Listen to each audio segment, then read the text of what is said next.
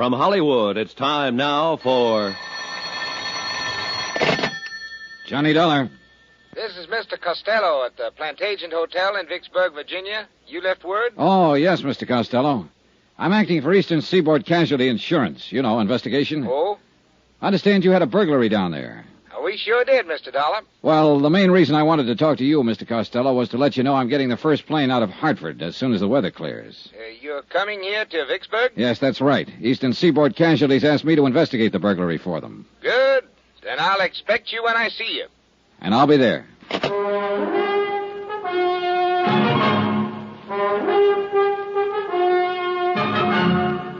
Tonight and every weekday night, Bob Bailey in the transcribed adventures of the man with the action-packed expense account, America's fabulous freelance insurance investigator. Yours truly, Johnny Dollar.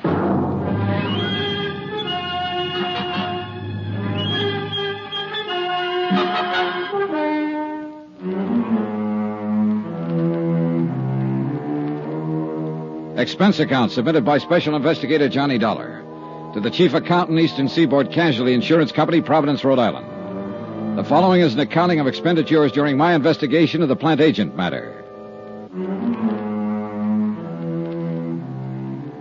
Expense account item 1, $2, cab fare, my apartment to the Hartford airport. Item 2, $173. One airline ticket from Hartford to Vicksburg, Virginia, and back again. We took off in 10 below zero weather about 1:30 in the afternoon. By 5 o'clock, we circled into Vicksburg for a landing. Item 3, $5, cab fare to the Plantagent Hotel, 3 miles outside of town. A pleasant, spacious, gentle old building set back among the wintry trees. 15 minutes after checking in, Mr. Costello appeared, wrung my hand, and reported that the Vicksburg police had apprehended the burglar who had rifled the hotel safe the night before. All of the loot had been recovered.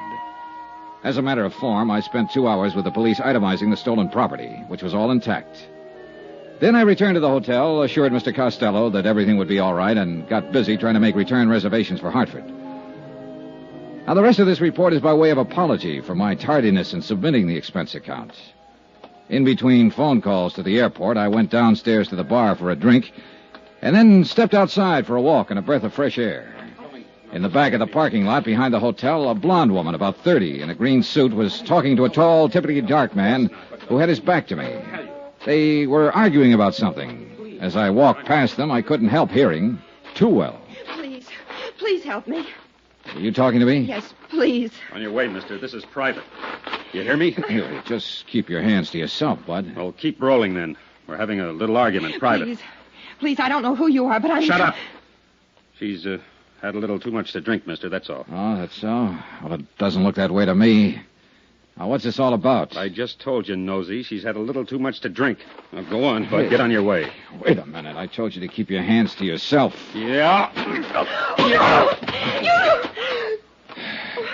How do you want to keep it up? You hear me? Yes. I hear you. And I'll let it go this time, mister. Just this once. Do you want to have him hauled in, miss? Oh, no. No, that's all right. It's all right. Okay, then, okay. Come on, beat it, you. Now, listen, Beat Buster. it, I said. She's tired of you, and so am I. Go on, beat it. Okay. Just remember, Amy, I was only trying to talk some sense into you. So long, hero.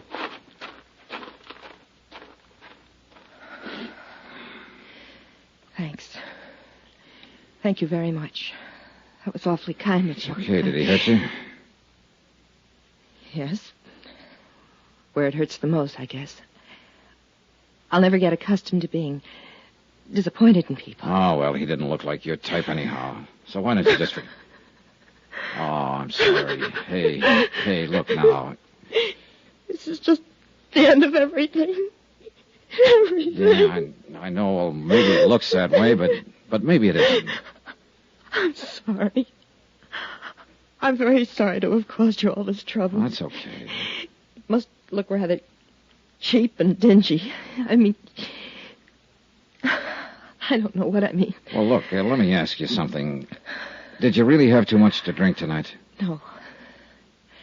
No, I only had one drink with him. All right, then maybe you'll let me buy you one. How about it? You're very kind. You look like you should be with someone for a little while right now. So what do you say? How about it? You're a very kind man.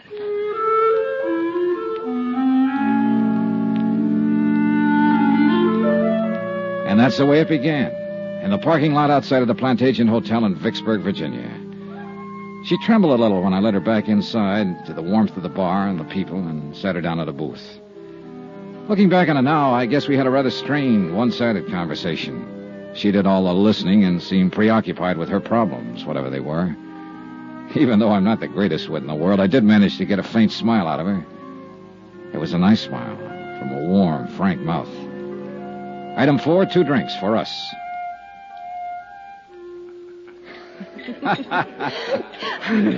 That's cute. Hey, see there? Next thing you know, you'll be telling me a joke. Oh, that reminds me of another one. It's one of the oldest and most respected jokes in the country. You probably heard it 1,000 times. It seems 10 men were standing in the rain under an umbrella, and none of them got wet. Well, just about then, a fellow walked up. You've been very, very kind to me. Thank you again. Well, I'm glad you feel better, Miss, Are you, from here in Vicksburg? No, my home's in Hartford, Connecticut. I flew down here this afternoon on business. I'm waiting for a flight out. Oh. What's your name? Johnny Dollar. Thank you again, Johnny Dollar. Hmm? Thank you for not asking me my name.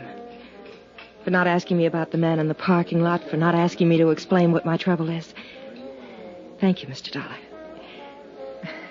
And thank you for sitting here with me this little while and trying to make me laugh. You really feel all right now, huh? Yes, I think so. Good, that's swell. Because I wouldn't want to let you go if I thought you were going to step outside and start crying again. No, I won't do that, I promise. You sure? Positive. Okay. Ah, you want one more for the road? Oh, thank you, but I'd better not, Mr. Dollar. I really should be getting home. Well, will everything be all right at home? What? Oh, yes. He wasn't my husband, or my boyfriend, even. He won't bother me. Okay, then. Here, let me help you on with your coat. Thank you. There you are. You have a car? No, I'll get a cab. There's always one out in front. Good, I'll help you. Thank you. Say, look, I'm going to tell you something. I'm staying here in Vicksburg at the Plantagent, and I doubt if I'll be able to get a plane out tonight. Probably not until tomorrow sometime. So, look, if you need me for any reason at all, why don't you just call me? Okay? Yes. Thank you. Good, then. Cab, taxi. You're still worried about him, aren't you? Why do you say that? The way you looked around when we stepped outside here just now. Would you like me to see you home? Oh, no, thank you. You've done enough already. And about him, I made a mistake, that's all. Oh, we all make mistakes, so forget about it. Well, I'm afraid this one can't be corrected very easily. But here's my cab. Good night, Mr. Dollar. Good night. You and I will probably never meet again. But I shan't forget your kindness. Thank you. Okay, good night. Downtown, please. I hope you have a nice trip home, Mr. Dollar. Hey, whoa, driver, hold it. Hey, anything wrong? What is it? I don't know. I have the strangest feeling. Wait a minute, driver. Hey, look, do you feel all right? You're shivering. Yes, I know I... Oh, it hurts. Oh, what hurts? Hurts. I didn't think he... What is it? What can I do? Help me. Please, Mr. Dollar. Help me. Let's go, driver. She fell back across the seat of the cab, writhing with pain. I took her in my arms and tried to find out what it was, but by that time she wasn't able to speak. In another 10 seconds, she was unconscious. The cab driver delivered us to an emergency hospital 5 minutes later. They carried her in through the ambulance entrance. I let the driver go and waited around the desk to see if I could learn what happened. Just waited. Vicksburg emergency. Waited. One moment, please. Go ahead, please. Vicksburg emergency. Not at this time of the night, sir. You'll have to call first thing in the morning. I'd suggest any time after 7:30. Yes, sir. Yes? Hey, look, would it be all right to go back and talk to the doctor now? I'm afraid not, sir. Well, could you bring him out here? I've been waiting for quite... I'm sure he'll be out in a very short while. He knows you're waiting to talk with him. I thought maybe he forgot me. No, sir. I just want to make sure she's all right. The doctor will be out. Vicksburg Emergency. Just a moment. I'll connect you. Go ahead, please. Has she had many of these attacks, sir? Oh, I don't know. I just met her. Oh. Well, if you'd like, we could call you at home and let you know how she is. This isn't my home. I'm on my way out of town as soon as I can get a plane. I'll wait. Certainly. Excuse me. Yes, doctor. Yes, he's right here. Yes, sir, thank you. The doctor will see you now, sir. Good, thanks. End of the hall, room 111. Okay, thank you. I don't know what it was or why that hallway looked so long to me. Call it an old-fashioned premonition or what have you. That's what I had walking down the hall to see a doctor about a girl I'd known only a few minutes. There were 3 people in the room, 2 doctors in their white clothes and a nurse. I can still see the light burning above their heads, the way they looked tired, exhausted.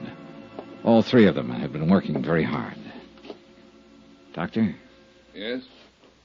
Oh, you're the man who was with her. Yeah, that's right. How is she? When did this happen? About a half hour ago, I put her in a cab at the Plantagent Hotel, and she complained of feeling sick. So I brought her here, but she lost consciousness in the cab. I see. Sit down, please. Oh, why? Some papers we want you to fill out, just routine. Oh,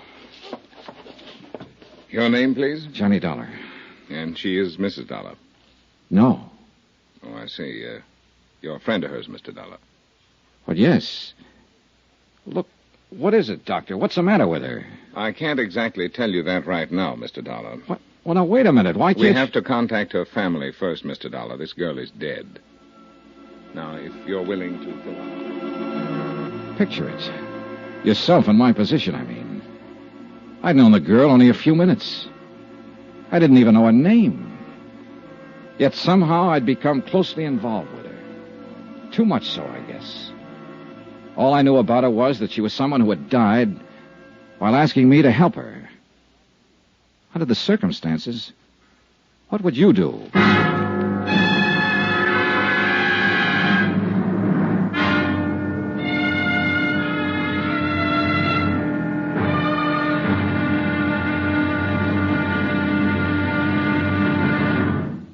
Now, here's our star to tell you about tomorrow's exciting episode of this week's story. Tomorrow, how can you help a dead girl? Somebody had to help her. And guess who? Join us, won't you? Yours truly, Johnny Dollar.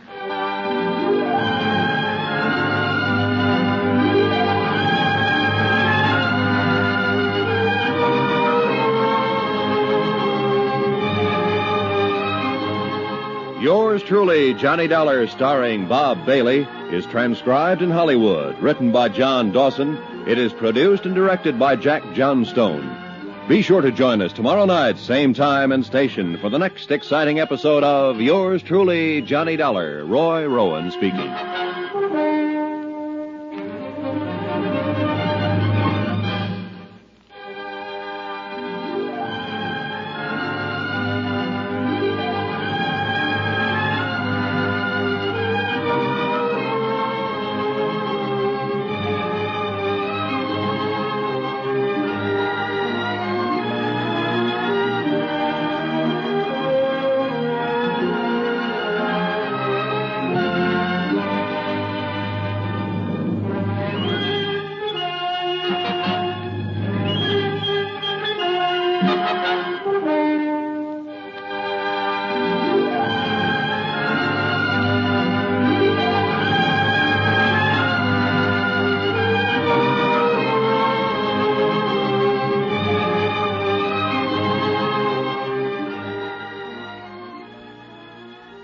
From Hollywood, it's time now for... Johnny Dollar. Are you the Mr. Dollar from Hartford? That's right. Who's this? Jim Akins, Vicksburg Police Department. I'm sending a car over to pick you up, Mr. Dollar. Some questions I want to ask you about that young lady you were with last night. I hope you weren't planning on leaving town. Of course I wasn't. I canceled my plane reservations last night. If you tell me where you're located, I'll come down by myself. No sense getting head up. You aren't in your own backyard now, you know, Dollar. I know where I am, the town where a girl died in my arms. If you can stop getting lazy with me for a minute, maybe you can tell me who she was. Why? Because I'd like to talk to her family. I was the last one to see her alive. Who is she? We haven't identified her yet. To us, she's still Jane Doe.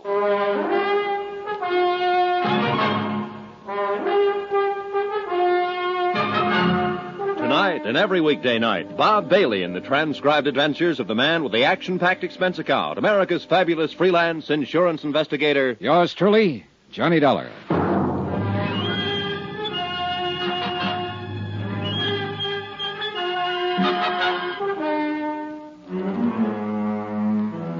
Expense account submitted by Special Investigator Johnny Dollar. Location, Vicksburg, Virginia. To Special Investigator Johnny Dollar.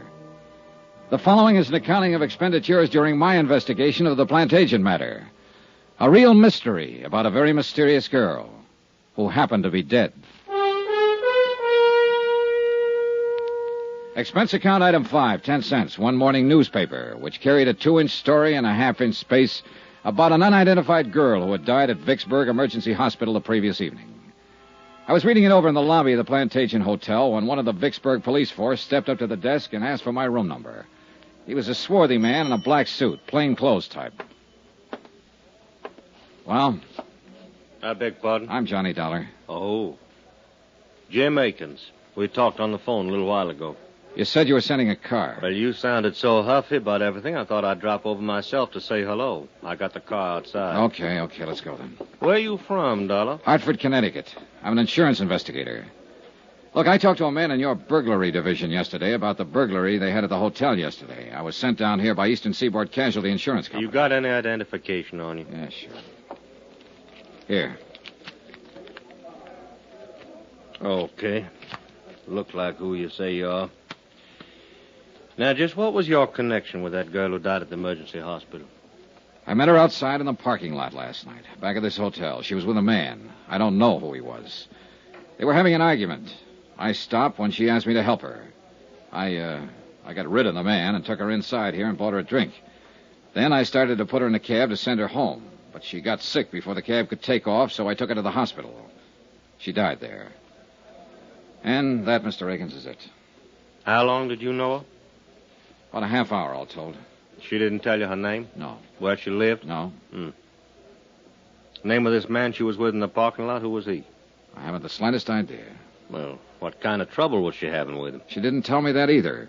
I didn't ask her. But you sat in the cocktail lounge over there and you had a drink or two. One. No name, no address, no nothing. Well, maybe we better do all our talking downtown. Anything you say, Akins. Let's go.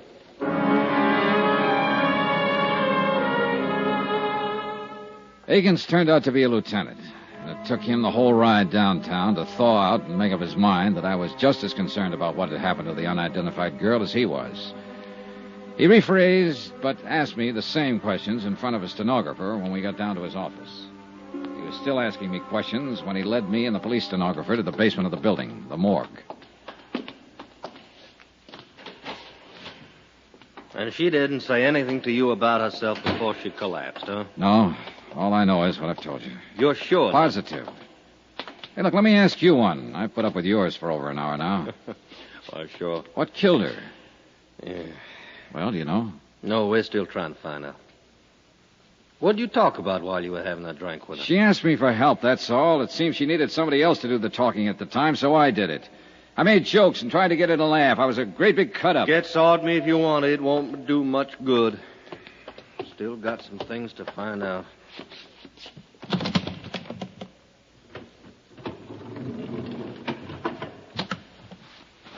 Yeah. Lousy, ain't it? It sure is. This is the girl you were with last night. Yes. You're positive? I'm positive. Okay, Dollar, you want to sign this for the records? Well, that's... That's good. All right, Sam, you can send this on upstairs. We'll be up pretty soon. Now, Dollar, did anyone there at the hotel bar seem to know her? I don't know. Cocktail waitress, somebody like that? I don't know. Well, I do. We asked around. No one there had ever seen her in the Plantagent Hotel before. Tell me something, Dollar. You ever worked on one like this? No, not quite. Okay, then. I'm going to tell you what we're up against. All the clothes she was wearing was standard brand stuff. Mostly come from stores downtown, some of them New York. It's going to take us a long time to check them out. We may not be able to trace them at all. We're going to work on the cleaning marks, too, and that'll take time. Now, from what you say and from what she said, and that wasn't much, she's probably a local girl. Somebody's wondering about her, but nobody come in and make out a report asking for her. I hate to do it. I might have to take a picture, run it in tonight's paper, just to find out who she is. That could be pretty lousy for somebody. It's a lousy business. I thought you could help me, Dollar. How? Well, two things. One, that bird she was with. He was arguing with out in the parking lot, you say. That meant he must have had a car out there. But you didn't bother to take a look at it. No, I didn't. And another thing now, where's her purse? I don't know. Well, she must have powdered her nose when she sat down to have that drink with you. Every woman does. She must have reached for a cigarette or something in that purse. So where is that purse? I don't know. Well, now, you see? You see how much help you are to me? Oh, just a second. Morgue, Lieutenant Akins. Oh, yeah, put him on. While Lieutenant Akins talked on the telephone, I lit a cigarette. After that, I tried to interest myself in a calendar that was hanging on the wall. After that, I tried tying both shoelaces. But wherever my eyes roved around that white-tiled room, somehow, they always came back to rest on the quiet, still form of the girl who'd asked me for help. By any standard, she was attractive. Fine golden hair spun out of smooth white skin. I remember her eyes had been very big and very brown. Now they were closed.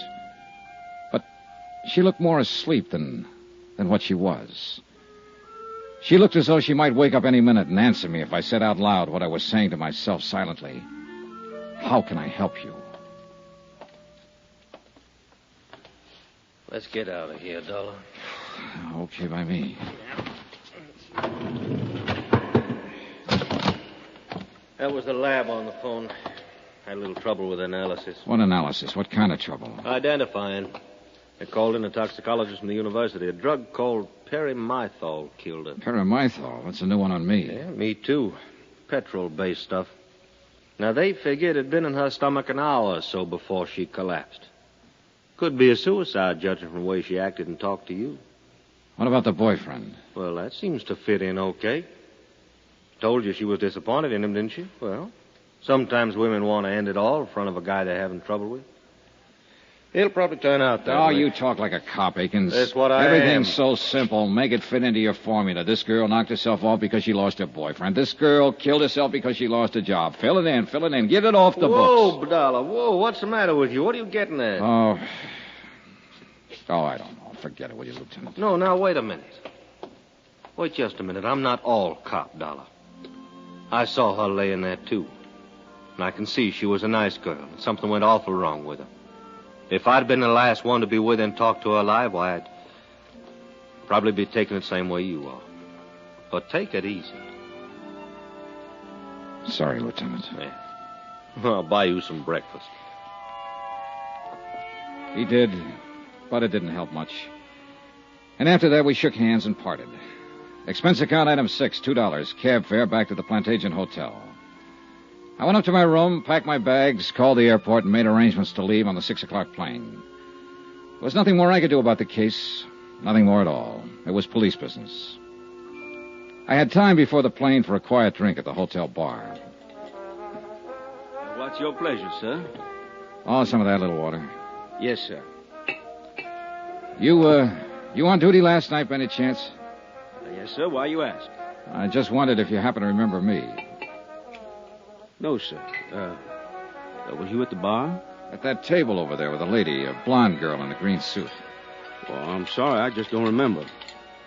Well, here you go. Thanks. Here, keep the change. Well, thank you, sir. Now, I probably waited on you, but, well, so many people, you know. Yeah, sure. Why you ask? The lady lost her purse. Thought maybe it might have been turned in here. No, sir. We didn't get any places last night. A couple money clips is all. Yeah, not much in them either. Mm-hmm. You're talking about the lady who died later on, ain't you, sir? Yeah. Yeah, I am. Police officers was in here asking the same questions. I thought they would be. You, policeman, too? No, I was a friend of hers. Oh. Well, then you should call the police. They're still trying to find out her name. So am I. Well, I thought you said she was a friend of yours. I didn't happen to know her name. It didn't seem important to ask it last night. I just don't understand. I can tell you one thing. I might have saved her life if I'd asked her name. And some other things. Yes, sir. Sure.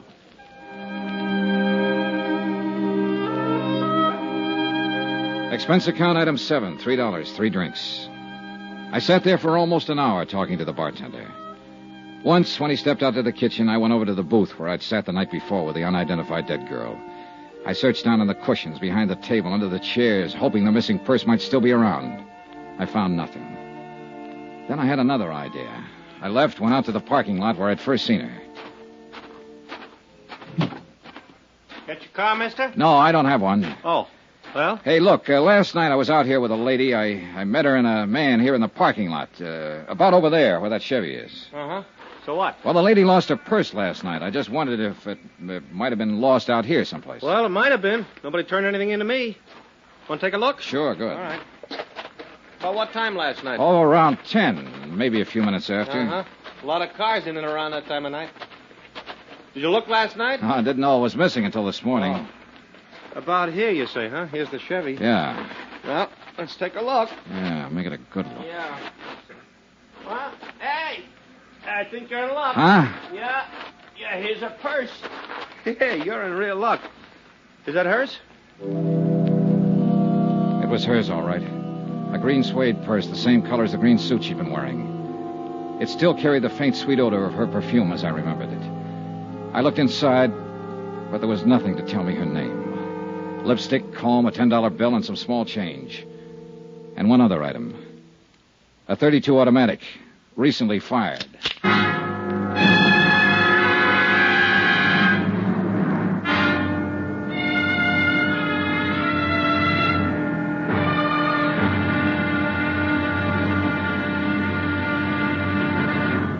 Now, here's our star to tell you about tomorrow's intriguing episode of this week's story. Tomorrow, a dead girl's .38 automatic comes to life. Join us, won't you? Yours truly, Johnny Dollar.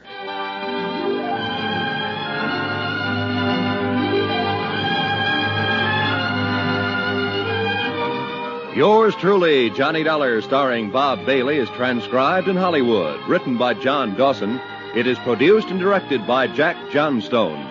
Be sure and join us tomorrow night, same time and station, for the next exciting episode of Yours truly, Johnny Dollar. Roy Rowan speaking.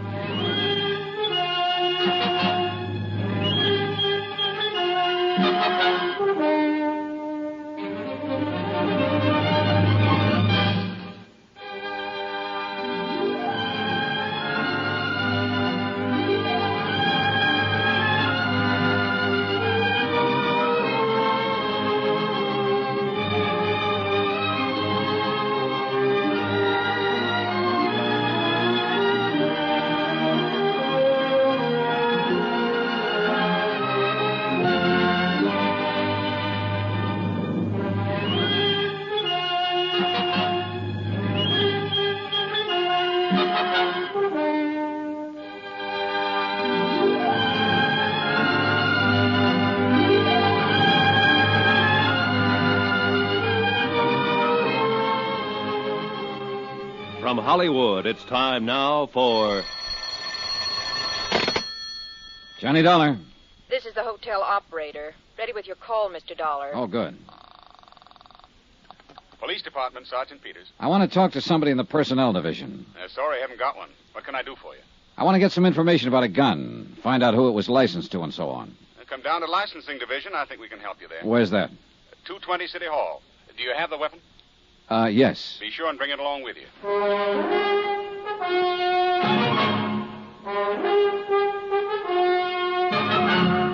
Tonight and every weekday night, Bob Bailey in the transcribed adventures of the man with the action-packed expense account, America's fabulous freelance insurance investigator. Yours truly, Johnny Dollar.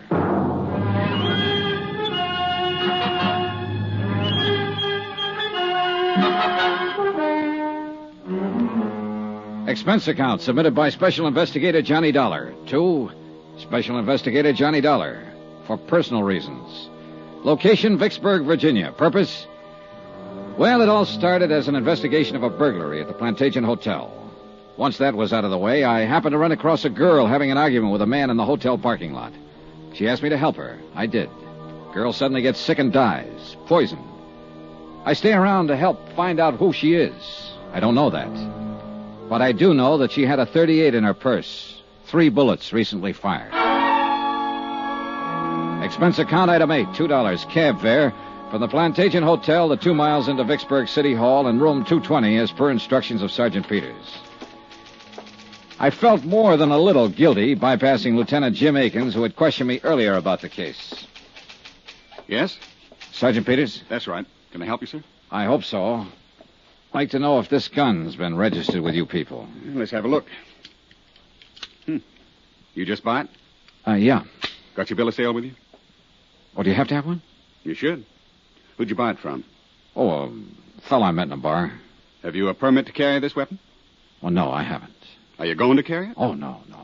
Then why'd you buy it? Oh, I just wanted it, that's all.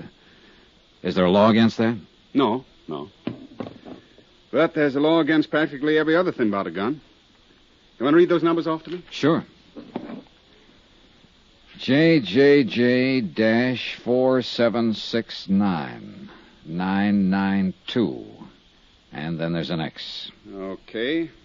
Make, Colt, caliber, .38, automatic, 7-shot. Yeah. Here, you'll have to fill this out. Pencil's over there. This will take a minute for me to check. It took 15 minutes. In the meantime, I filled out the form which notified the Vicksburg police that I was in possession of the above-described weapon, that I did not wish to apply for a permit to carry it, and so forth and so forth. After that, I stood around and smoked a cigarette and wondered if I should step downstairs and tell Lieutenant Jim Akins that I had found Jane Doe's purse and the gun. But before I had time to make up my mind... Here we go. The gun was purchased in 1950 by the Piedmont Banking Service. That's a local armored truck outfit over on Maple Street. The gun was permitted for carrying to Raymond W. O'Connell, 232 Polk Street, this city. Thanks. Raymond O'Connell? Yeah. Anything else? Well, that's all. Thanks.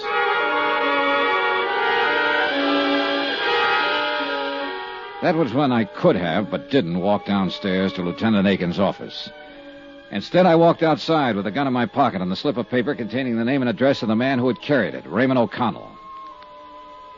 Expense account item 9, $25. Deposit on a rented car to get me to 232 Polk Street.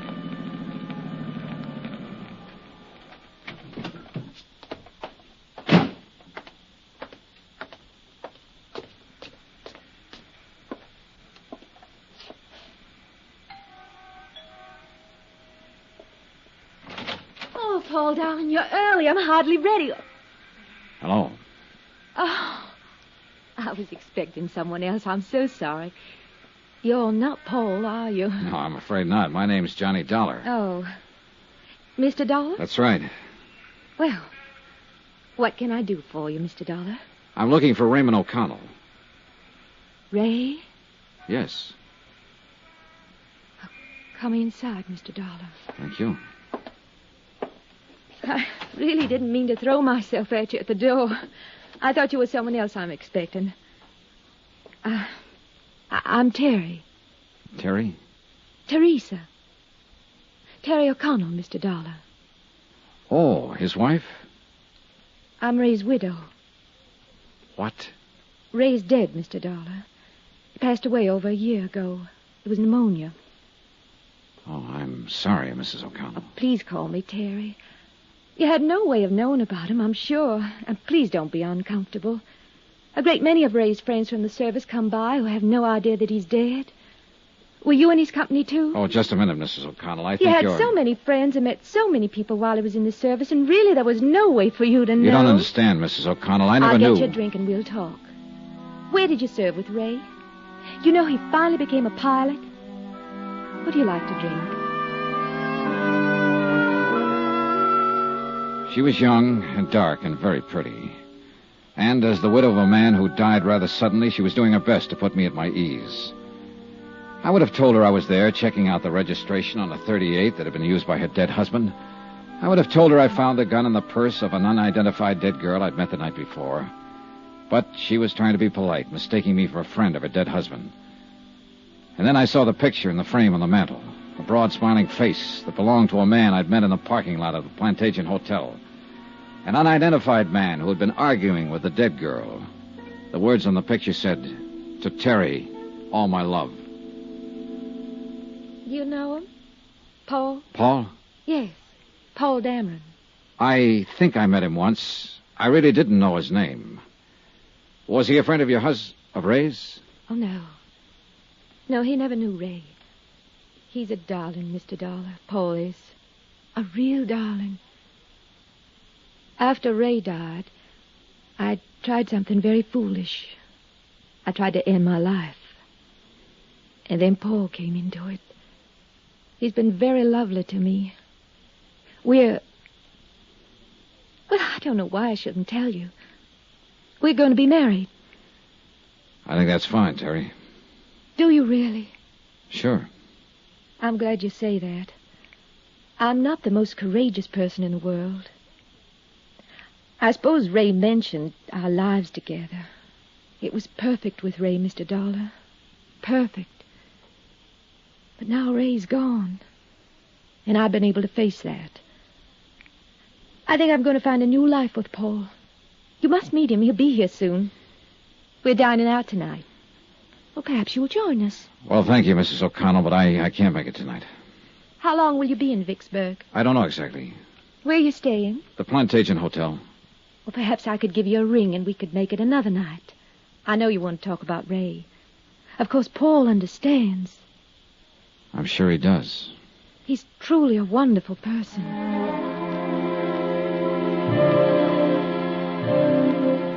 He hadn't looked very wonderful the night before, standing in the parking lot arguing with a girl who had died. But then there was my side of the picture, and it wasn't complete. And somebody still had to explain the 38 with the 3 bullets missing. I left Terry O'Connell, went outside and bought an evening paper, and then sat in my rented car reading it.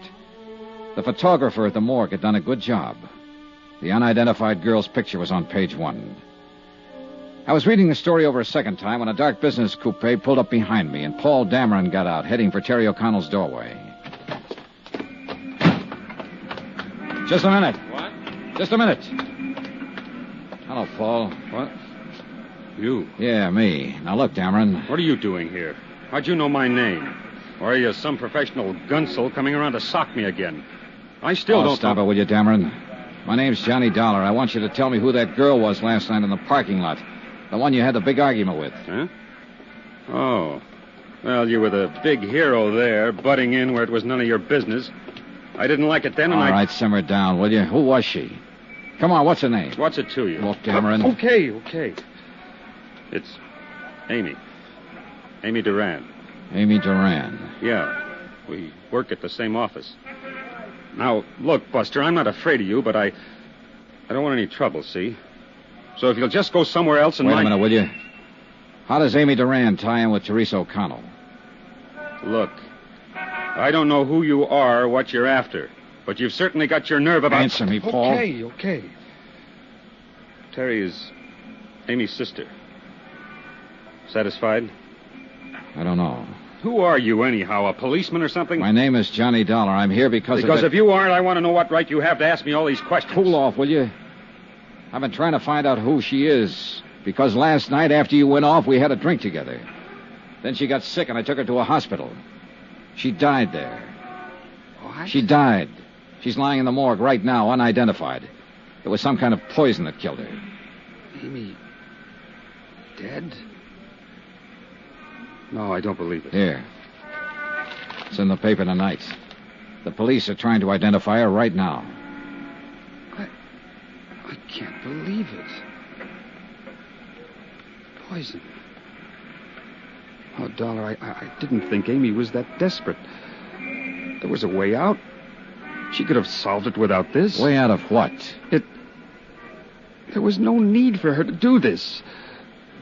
I told her I'd help her. I had no idea she... Poison. Does Terry know? Not yet.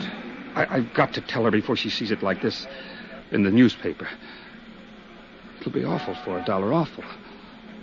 Look, I apologize for the way I've acted, the way I was last night. I was upset. I can see now you're trying to help. Now, let me go in and break this to Terry.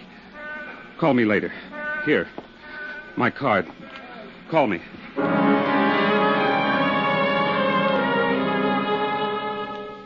I had to admit that Paul Dameron's concern seemed as genuine as his surprise.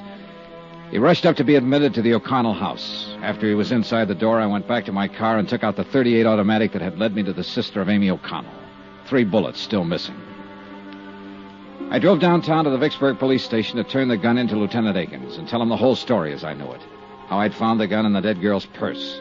How I'd managed to find out her name. The 3 missing bullets and other unanswered questions were up to the police. Lieutenant Akins? Downstairs in the car. Yeah, well, Oh, hi, Dollar. Thought you'd left town. Joe? All right, Joe. As soon as they clear that place up, you notify the lab. Hi, Lieutenant. I'm trying to get to you. I think I have something that better be looked into. Oh, really? Oh, excuse me. Lieutenant Akins? Yeah. On the south side of town. Yeah? All right. Reach him. Yeah, well, in about 15 minutes. Right. I'm sorry, Dollar. What was it you were saying? Why all the hustle? Something big? Oh, homicide. Happened yesterday sometime. Yeah? Who got it? Guy named Belden. Somebody shot him 3 times with a .38.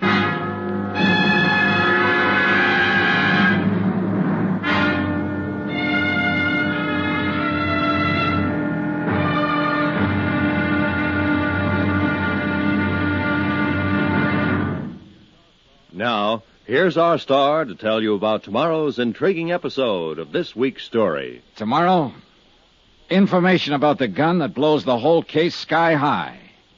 Join us, won't you? Yours truly, Johnny Dollar.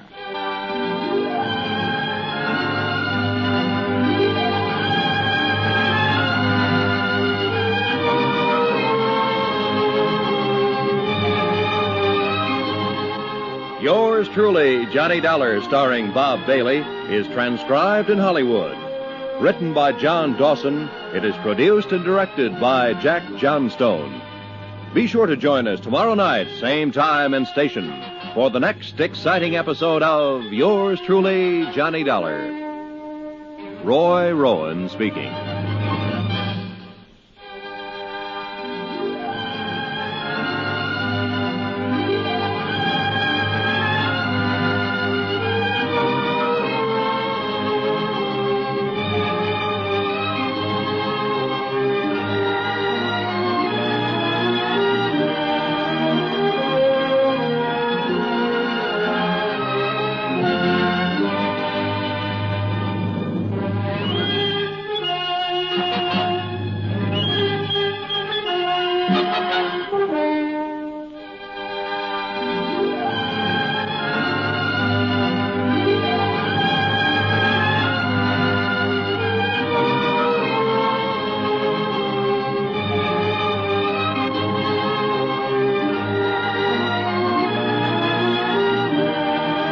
From Hollywood, it's time now for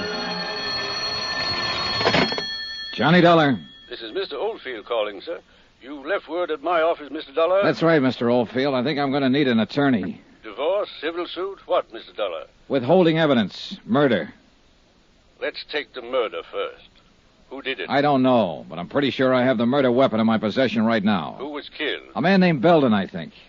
What do you want me to do, sir? Take my statement, notarize it, give me some legal advice. Where are you? Police station in the pay booth down the hall from homicide. I'll meet you there in 5 minutes.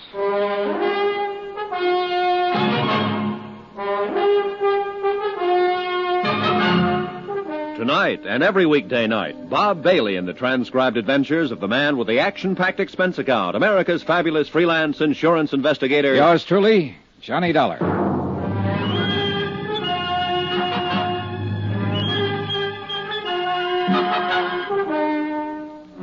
Expense account submitted by Special Investigator Johnny Dollar. Location, Vicksburg, Virginia. To Special Investigator Johnny Dollar for personal reasons. Attention, Chief Accountant, Eastern Seaboard Casualty Insurance Corporation, Providence, Rhode Island. Dear Jim, I'm attaching my own expense sheet to your bill for clarification purposes. Expense account item 10 cents. 1 cup of coffee at the counter in the lobby of the Vicksburg police station while I waited for Samuel W. Oldfield, attorney at law, to appear. He was there in exactly 5 minutes. Mr. Dollar? That's right. Sam Oldfield, sir. You're the only one here in the lobby, so I figured you were the right man. Yeah. Cup of coffee, Mr. Oldfield? No thanks. Gives me heartburn. But now sit down, will you? That was a pretty interesting phone call. Tell me, who are you, sir? Johnny Dollar. I'm a private insurance investigator. Mm-hmm. How'd you get my name? I looked it up in the yellow pages of the telephone directory. You don't live here in Vicksburg? No, I'm from Hartford, Connecticut. All right, sir. Now, tell me about the murder and the withholding of information. Maybe I better start from the top. Go right ahead any way you like. Well, 2 days ago, I flew down here to investigate a small burglary at the Plantagent Hotel. It was already solved by the time my plane got in. Police? Yeah. I had nothing better to do, so I waited around the hotel bar for my return reservation back to Hartford, and then I happened to walk outside of the parking lot for a breath of fresh air. I saw a woman and a man standing there arguing. When I got close to them, the woman asked me to help her. I did. How do you mean? Well, the man she was with started to act like a kid. He got rough, so I shoved him away. Go on. Well, the woman was upset, so I took her inside the hotel and bought her a drink. After that, I put her in a cab and started to send her on her way.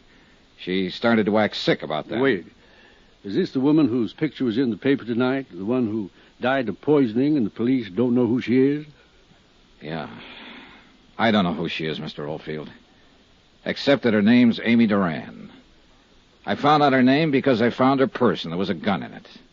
A .38 Colt registered to a man named O'Connell. I checked on the gun here at headquarters, went out to the address and found out O'Connell was a bank guard and had died about a year ago. I talked to his wife, Teresa O'Connell. While I was there, the man I'd seen the night before showed up. His name's Paul Dameron. I didn't tell him or Mrs. O'Connell about the gun. I came down here to give it to the police and tell them. But when I got here, Lieutenant Akins was pretty busy trying to solve the murder of a man named Belden, who'd been shot with a .38 3 times. There are 3 slugs missing from the gun I found. You got a light, sir? Yeah. Here you go. When you found Amy Duran's purse, why didn't you turn it over to the police? Oh, Well, somehow I thought maybe I could help the girl. I mean, her last words before she died were, help me. And for some reason or other, I thought maybe I could. Do you have any cards or letters, anything like that? Something that says you're what you say you are, sir? Yeah, sure. Let's see. Okay, Dollar. Now, as I see it, you probably hooked up with someone who did some shooting. And that's what worries you. I want you to take my statement and notarize it before I turn the gun in. That'll protect you some. If they want to get nasty, they can, though. You know that. Yeah, I know. Well, as I see it, the main job here is to try to keep you out of trouble. And the statement explaining your motive for participation in the whole affair might help. That's why I called you. All right, then. Now, Dollar. Yeah? You didn't shoot anybody, did you? No. Okay, then, sir. Let's go over to my office.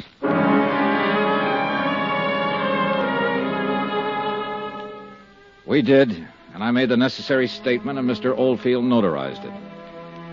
After that, I went back to the Vicksburg police station to talk to Lieutenant Akins. The .38 I'd found in Amy Duran's purse was still in my pocket, and her words were still in my mind. Help me. Please help me.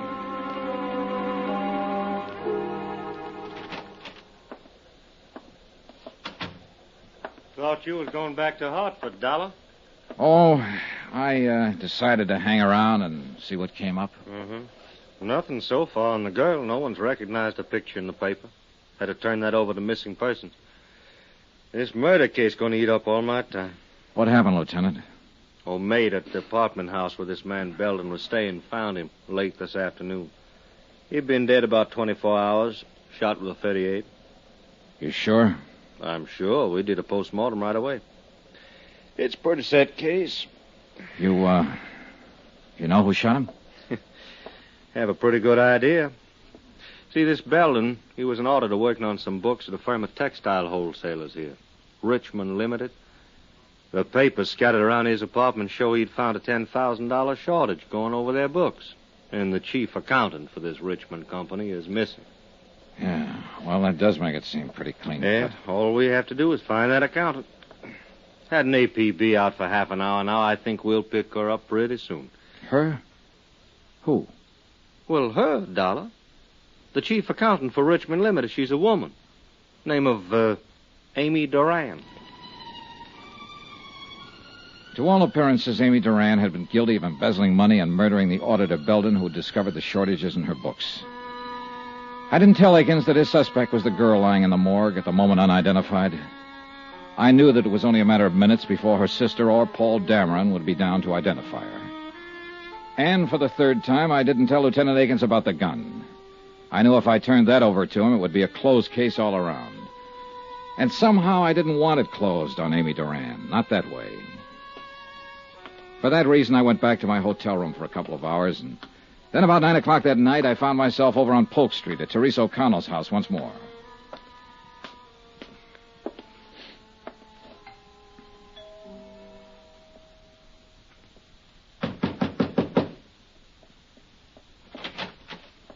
Oh. Hello, Mrs. O'Connell.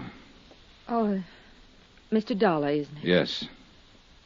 Oh, Mr. Dollar, I had the most awful news tonight. My sister Amy, she's dead. You'll have to excuse me.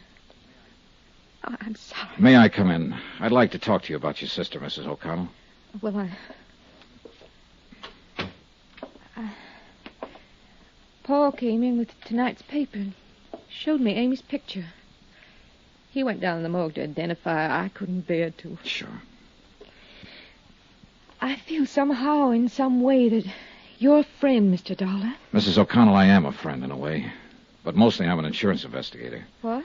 You thought I was a friend of your dead husband when I came here earlier. I'm not. I never even knew him. But, Mr. Dollar, I don't understand. I met your sister Amy last night. I was the last one to speak to her before she died. I took her to the emergency hospital last night. Well, wait. This is all very confusing. You say you're an insurance investigator? Yes. Now, Well, I got your address from a gun I found in your sister's purse. I traced it through the license to carry. This gun, Mrs. O'Connell. Your husband was licensed to carry it when he worked for a banking firm. Do you recognize it? Oh, yes, I suppose I do. I think it's one of Ray's guns. Now, please, let me find something out first. Believe me, I do want to help. Did you know your sister had this gun? Oh, no, what would Amy want with a gun? I mean, well, she could have picked it up here any time she came over, and probably did. But why would Amy have a gun in her purse? Sit down, please. Now, Mrs. O'Connell, you better listen to me carefully. Sometime late yesterday afternoon or early evening, a man named Belden was shot and killed. Clarence Belden? Yes. Why, he worked with an auditing firm. Amy spoke of him. Mr. Dollar. Wait. Listen to the rest of this. Belden had been working on books for Richmond Limited. As I understand it, your sister Amy was responsible for those books. Right now, the police have enough evidence to figure that your sister stole $10,000 from Richmond Limited. Amy? Oh, no. Now, hear me out, Mrs. O'Connell. They have that evidence in bulk form. They certainly have reason to assume, and they are assuming, that your sister shot Belden to keep him quiet about the shortage. How can you say those things about Amy when she's not here to defend herself? Please, I'm just telling you what's going on downtown, what they've found. This gun they don't have yet. I've withheld it. It has been fired 3 times recently. Belden was shot 3 times. By now, your sister's body has no doubt been identified. They've already established that she died of poisoning, and they halfway have the idea that she committed suicide. No. Oh, don't you see? They'll say she shot Belden to cover up and keep it quiet, and then saw how useless it was, took poison and killed herself to escape punishment. You're horrible. Horrible. Go away. Go away from me. I'm sorry, but in the face of all this, I want to help her if I can, if it isn't too late. I want to help you. But, Mrs. O'Connell, you'll have to help me. Now, why? Why would your sister steal? Why? I don't know. I think you do know. Tell me, please, for her sake, Mrs. O'Connell. Why? What have you got to do with her? I met her only for a few minutes, but in that few minutes, I got the idea that she was a pretty nice person. She didn't strike me as a thief. She didn't look like a killer. And most of all, she didn't look like a woman who'd take the suicide way out of things. Now, that's all I have, except that she asked me to help her. And I'm trying to do that now. Believe me, I want to help her if I can. I've always been an awful child, Mr. Dollar. When Ray died, I tried to kill myself. Amy saved me. I remember then, at the hospital. She was beside my bed, and she said to me, "I'll make you want to live again. I'll make you." Amy was always like that, kind and decent. You weren't wrong about her. She was decent, thoughtful, good. She did everything for me. She gave me these clothes and a car, introduced me to nice people from her office like Paul Dameron. Yes. That must be where all the money went to. Not on herself, but on me, for me. I'm the only reason I can think of that she'd take money from the firm. Yeah. I didn't know she was stealing from me. I didn't know. I wouldn't have let her do it. She didn't have to pamper me that much. I'm not that much of a child. She didn't have to do it. She didn't have to do it. Wait a minute. She didn't kill herself. She didn't steal. She didn't murder that man. I did all those things because it was all for me.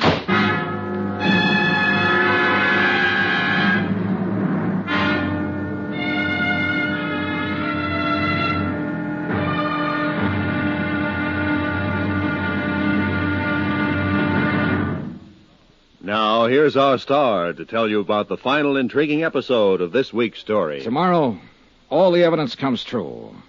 A helpless dead girl gets her help. Join us, won't you? Yours truly, Johnny Dollar.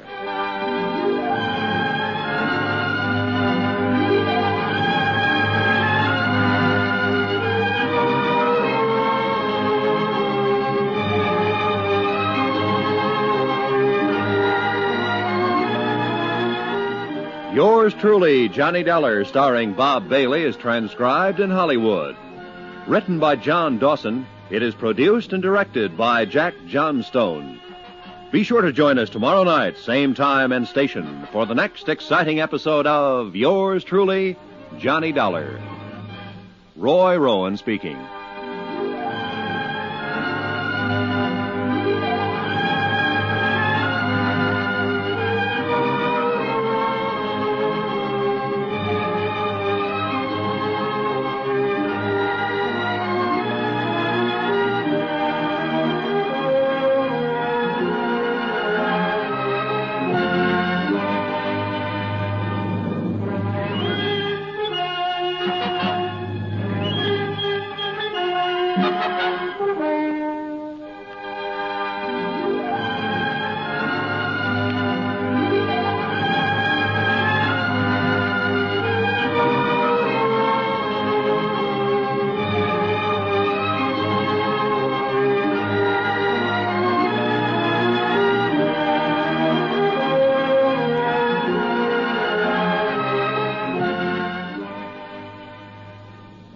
From Hollywood, it's time now for...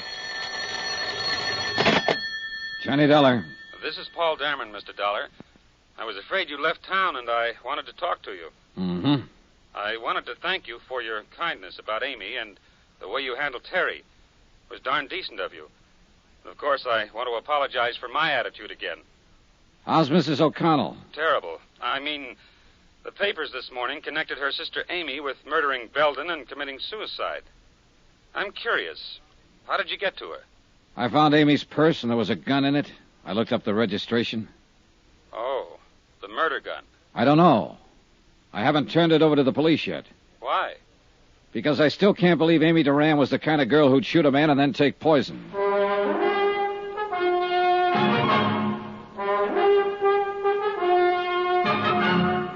Tonight, And every weekday night, Bob Bailey in the transcribed adventures of the man with the action-packed expense account, America's fabulous freelance insurance investigator. Yours truly, Johnny Dollar.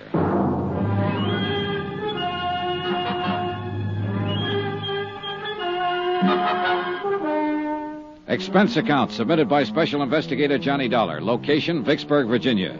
To Special Investigator Johnny Dollar for personal reasons in connection with the Plantagent matter.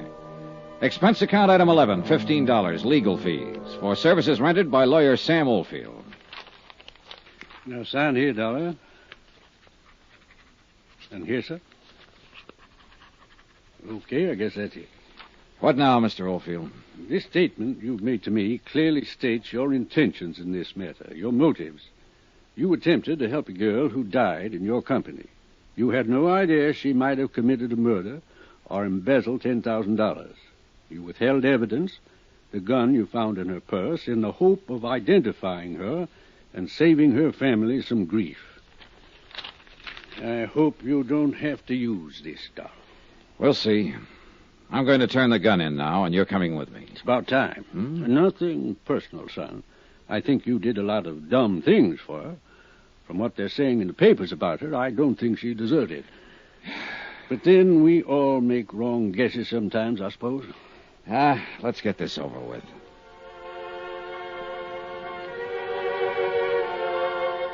Lawyer Sam Oldfield accompanied me downtown to police headquarters where we sought out Lieutenant Akins and turned over the .38 automatic. Oldfield handed the statement over to him and he read it through. Then he called in his ballistics man to make an immediate check of the gun. When he'd done that, Akins asked Oldfield and myself to wait. He left. An hour later, he came back. You are a lucky boy, Dollar. First off, I'm going to tell you, that gun you've been withholding, that's the same weapon that killed the auditor, Clarence Belden. Okay, now, you played it as safe as you could, and you hired this lawyer to protect you when it came to turning it in. Well, you didn't need him. Huh?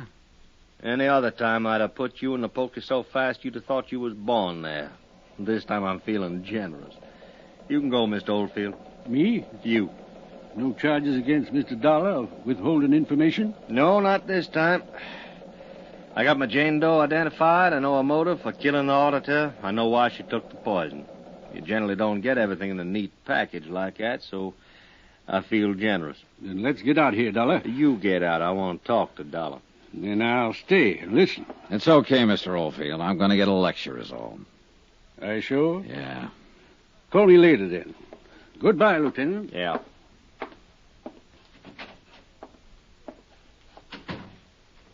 One thing more, Dollar.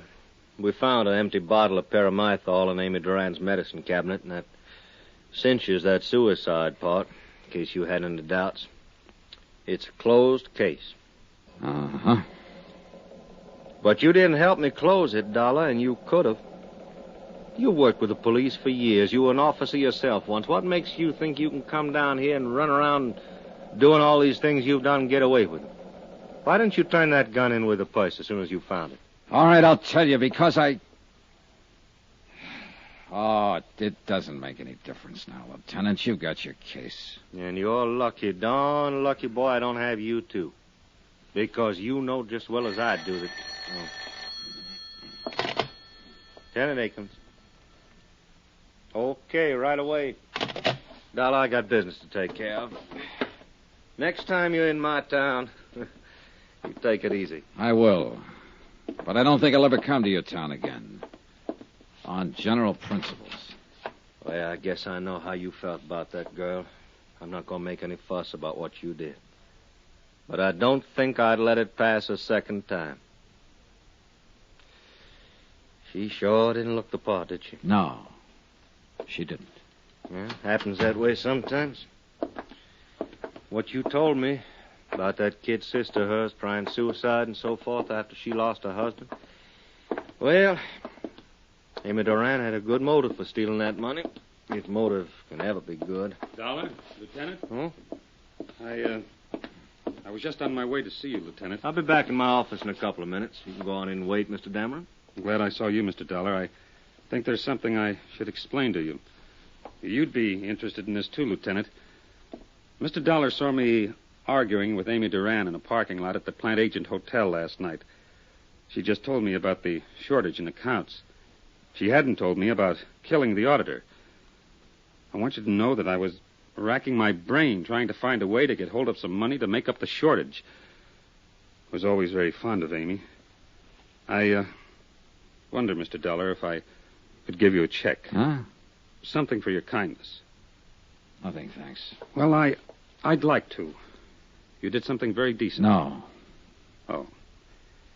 Well, I suppose you'll be leaving soon. Goodbye, and thanks again. I'll be in your office, Lieutenant. Right. Got to him, too, if it's any comfort. What was that business in the parking lot? Oh, well, I hit him. He was arguing with her, that's all. No. You weren't the only one trying to help her, Dollar. Him. And then there was somebody else. Huh? A bank. We found a certified check for $10,000 in Amy Duran's apartment. What? National Trust in New York, issued 3 days ago. I wired the head cashier in New York. He said Amy Duran phoned him long distance, requested the loan. Seems her folks, when they were alive, had a good pull at that bank. Wait a minute, hold it. Then this isn't right. She could have covered that shortage. Well, I figure she intended to do that, but the auditor found out too quick. He called her on it, and she shot him. With a $10,000 check in her hand? Well... There isn't an auditor or a bonding company going that wouldn't prefer to turn up the cash and the person who took it. They'd listen to any reasonable story. You know that. Well, the auditor must have scared her, Dollar. She shot him, didn't she? She committed suicide, didn't she? You make a lot of noise, Akins, but you aren't any happier about this than I am, are you? No. Why let the papers have it the way it is? Well, so that whoever knows Ansel will get careless. Sure, it burns me. Somebody thinking the police are as dumb as this. Burns me. Well, what are you going to do? Wait. Just wait. I found that pretty hard to do. And the more I waited and the more I thought about the matter, the more restless I felt. So I didn't wait. I got out and started interviewing people who had known the murdered auditor. The consensus was that he knew his business, that if he'd found a shortage and someone offered to reimburse the company, he had been the kind of old hand who would have listened to them. Why, I asked myself, if Amy Duran had a $10,000 check to cover her shortages, why did she shoot the auditor and then commit suicide? Why? It didn't make sense.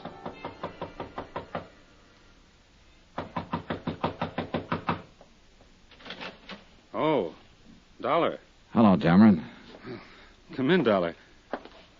I'm glad you dropped by. I thought you'd left town, gone back to Hartford. Well, I've stayed over so long waiting for all this to get cleared up, I thought I might as well stick around a while longer.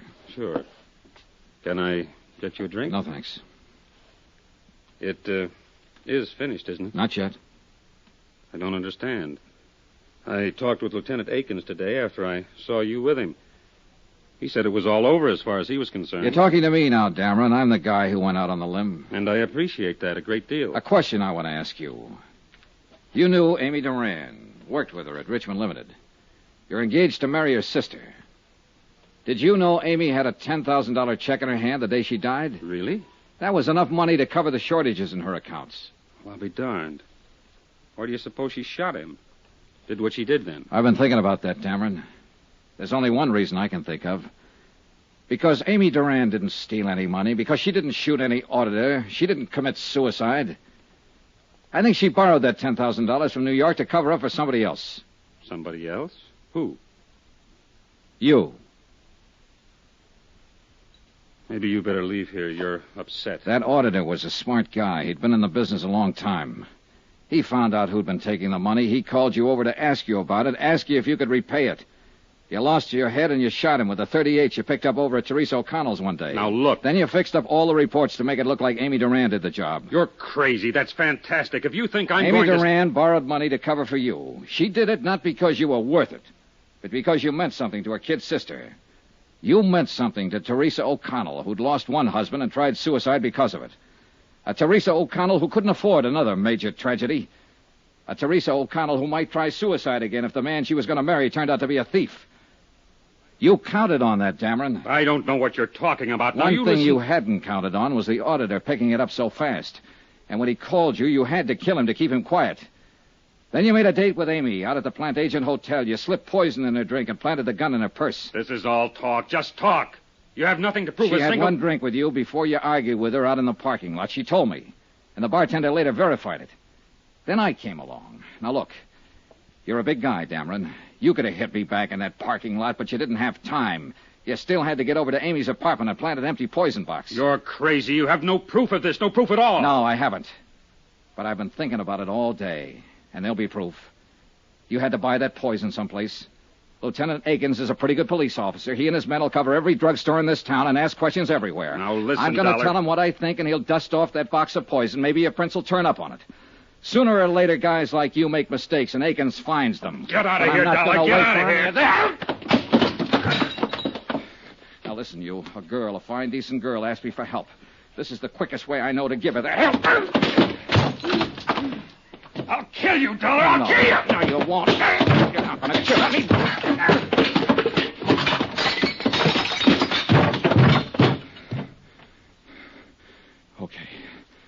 Okay, come on. Get up. Get up. I've had enough. I want you to tell it now, right now. Over there. Pick it up. Go on, pick it up. Okay, here. And you know who to call.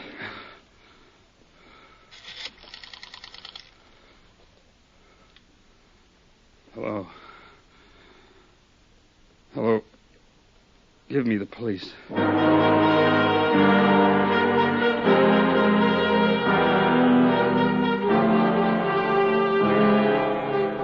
Expense account item 12, $55, room and board. Item 13, $55 airfare and miscellaneous getting me back to Hartford. Total expense account, $702.13. Yours truly, Johnny Dollar.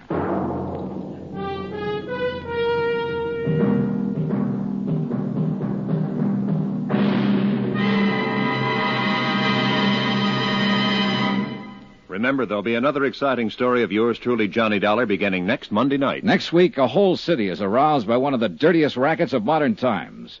And I end up right in the middle of things. Join us, won't you? Yours truly, Johnny Dollar. Yours truly, Johnny Dollar, starring Bob Bailey, is transcribed in Hollywood. Written by John Dawson, it is produced and directed by Jack Johnstone. Heard in this week's cast were Michael Ann Barrett, Gene Bates, Marvin Miller, Frank Gerstle, Lawrence Dobkin, Jack Crucian, Ken Peters, and Herb Butterfield. Musical supervision by Amerigo Marino. Be sure to join us on Monday night, same time and station, for another exciting story of yours truly, Johnny Dollar. Roy Rowan speaking.